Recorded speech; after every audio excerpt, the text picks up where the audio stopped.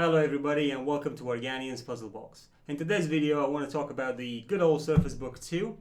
Now that the Surface Book 3 has been announced, I just wanted to talk about the viability of using this device and not upgrading to the more expensive product that they've just announced about a month ago. Using Zbrush or Blender, or any other sculpting program out there is now found, the basis of any 3D workflow that we are encountering every day. Because if you want your model to look as great, as good as possible, if you want your hard surface modeling to be very detailed, then you need to go into a sculpting program. So this is where laptops such as this comes into play, or digital digital drawing tablets, which are generally quite cheap if you buy the ones that have no screen and you just draw on a blank canvas. Or you can get the ones with screens on, which are obviously a lot more expensive. So Microsoft have their own response to this. They've got the Surface lineup made up out of the Surface Pro, which I've got one here, Surface Book, the Surface Go, the Surface Laptop, and the Surface Hub. Although we shouldn't really talk about the Hub, as nobody can really afford to pay $4,000 or whatever it is to own it. So Surface Book 3 has been announced. It's an amazing device. I love it, although it's still missing Thunderbolt 3 and other such interesting things that should have been in a 2020 laptop. But the Surface Book 2 has had a dramatic price decrease because the Surface Book 3 has been announced. So this is the perfect time to join this family if you want to. These devices use the N-Trig technology for their pens, but again, the technology is quite good. It's not as good as what the Cintiq or the Wacom have, but it wouldn't be, you won't really tell the difference when you're sculpting in 3D. If you're a digital artist, as in you're drawing in Photoshop and so on, maybe that's where you'll see a bit of a difference. Now, this old Surface Book that I've got here, it's from 2017. It's got an i5 and 8 gigabytes of RAM and no video card, but it runs ZBrush rather okay.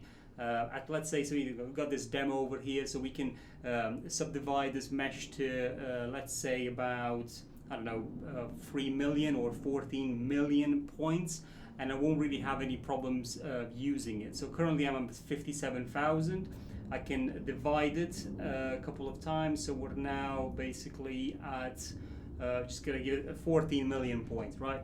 So at 14 million points with a clay build-up brush, you can see I'm actually adding some details here. You can see it's quite smooth and it works okay. It will have some slowdowns if you go too fast, so you do need to take your strokes and then give it a bit of time for it to settle.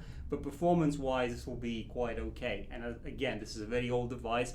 I use this when I go, maybe on a train or something like that. This is where I want to use my this smaller model, the Surface Pro. The Surface Book 2 that I've got over here is the 15-inch model. As you can see, the screen is quite large, and it's got a i7 quad core inside, so definitely a beefier machine than what the Surface Pro is. It's got a video card inside, a 1050 video card, and it's got 16 gigabytes of RAM. Now, I have no problem running ZBrush on this device whatsoever. So my model, again, 57,000 points. I'm just going to divide it to, let's say, we'll do about 58 million points. Now it's at 58 million. You can see that it's moving quite smoothly, no sort of slowdowns. But again, if I start to build, you can see that it is slowing down a little bit. It can't cope with the amount of polygons that we have on display in terms of being 100% responsive to it. But if we go to a lower subdivision, as I said, to about 14 million, then sculpting here will be incredibly easy. Pairing this device with a Surface Pen is quite easy. Straight out of the box, it will work. You will need to buy this separately, as well as a Surface Dial if you want more shortcuts to your workflow.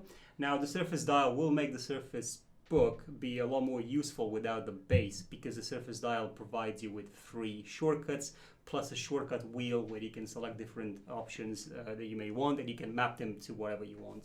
Now, one thing that I'm quite disappointed in terms of what they did with the Surface Book 3 and what they haven't done with the Surface Book 2 either, that they haven't allowed this base to function without the screen. So if you detach the screen, the base becomes useless. Also, you can only charge the device through the base as well, so you can charge the whole thing through the base.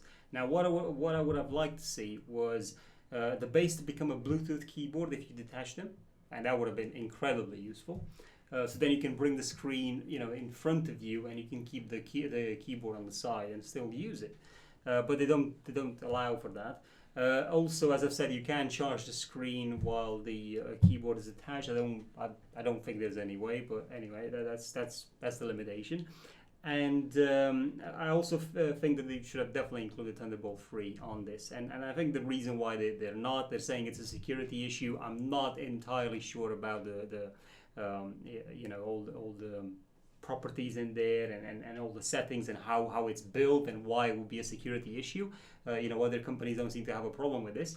But basically, if they would have had a Thunderbolt 3 here on this one, you wouldn't really need a video card inside, because you could just buy an external GPU. So probably this is why they're not doing it. But at the same time, they could have provided Thunderbolt 3 only for devices that have the video card inside of them, and I could just have the option to buy an external one as well to attach it. Maybe I want to do some so use a Substance Painter to its maximum capacity. So again, that would be very useful to use an external GPU. Although Substance Painter does work quite well with this Surface Book that I've got right here, I don't think I need to upgrade to Surface Book 3 in order for me to take advantage of the screen and paint in Substance Painter or Sculpt.